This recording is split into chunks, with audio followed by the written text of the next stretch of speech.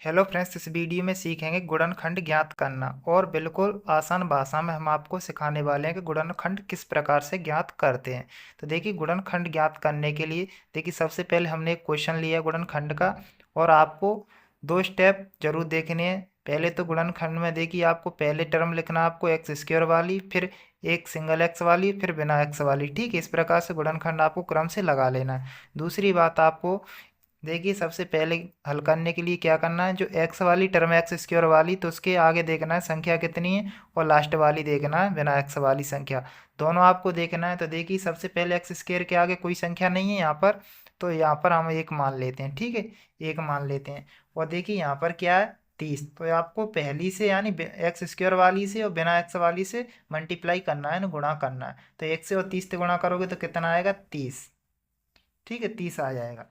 अब आपको क्या करना है, देखिए अब रही बात बीच वाली की, तो बीच वाली का दूसरा आपको बात ध्यान में रखना है कि बीच वाली संख्या है ना, वो जोड़ने पर या फिर घटाने पर आएगी। बात को ध्यान से सुनिए, या तो आप संख्या जोड़ लीजिए तो बनना चाहिए 7x, या फिर आप सब में संख्या घटा लीजिए तो 7x बनना चाहिए। देखिए अब ऐसी संख्या लीजिए जो 30 तो गुणा करने पर आ जाए वही संख्या, और उसी में से घटाने पर या फिर जोड़ने पर 7x बन जाए। तो आप देखिए 30 ले लीजिए, 10 से और गुणा 3 से कीजिएगा आप, तो कितना बनेगा, 30 बनेगा। और देखिए 10 में से 3 जवा दीजिए, घटा दीजिए, यानी 10 में से 3 जाएंगे तो कितना बन जाएगा, 7 बन जाएगा। ठीक है, तो हमारी संख्या मिल चुकी है। अगर आप 3 और 10 भी लेंगे तो भी वही बनेगा। आगे पीछे संख्या आपको ये रखना है, प्लस की है तो बड़ी वाली लेनी है, प्लस वाली। तो देखिए अब क्या करना है, आपको ऐसा का ऐसा ही लिखना है, एक्स स्क्वायर आपको ऐसा कैसा ही, जो प्लस है तो प्लस। अब देखिए यहाँ पर 7x हमें बनाना है, लेकिन हमारा अब संख्या क्या मिली थी हमको, 10। तो 10 लिखेंगे x, और यहाँ पर देखिए माइनस के 3 लिखेंगे, और फिर ये वाली माइनस और ये वाली 30। ठीक है, इस प्रकार से।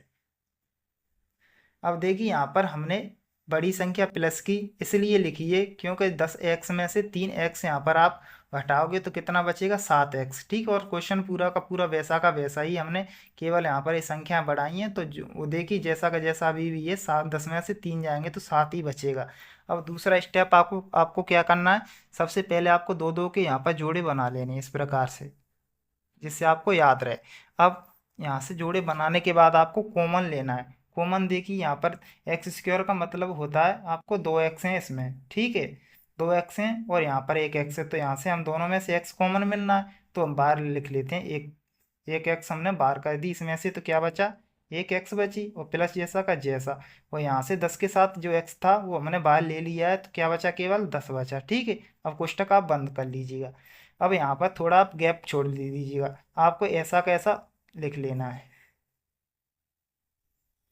अब देखिए अब आपको ये बनाना है, ऐसी संख्या यहाँ से 3 लिख दो, क्योंकि देखिए अब 3 से गुणा कीजिएगा, -3 से करोगे तो 3x बनेगा, फिर ये माइनस प्लस से करोगे तो माइनस आएगा, और 3 से करोगे तो 30 बन जाएगा। तो कहने का मतलब है यहाँ से 3 कॉमन मिल गया है, माइनस का 3 यहाँ से हमने कॉमन ले लिया, एक्स जैसा का जैसा, माइनस यहाँ से ले लिया है कॉमन, तो यहाँ पर प्लस आ गया। और यहाँ से देखिए 3 आ चुका है, तो 3 इंटू 10 से करोगे तो क्या बचा, 3 तो बाहर आ गया, 10 बचा। ठीक है, यानी जो पहला यहाँ पर बॉक्स आएगा वैसा ही आपका दूसरा आएगा।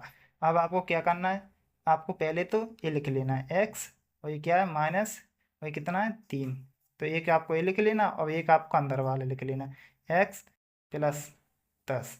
ये आपका गुणनखंड ज्ञात हो चुका है। अगर यहाँ से एक्स की वैल्यू पूछे, यानी एक्स का मान पूछे, तो इसके बराबर में आपको शून्य का ले लेना है। जैसे इसके बराबर में आप शून्य का लोगे,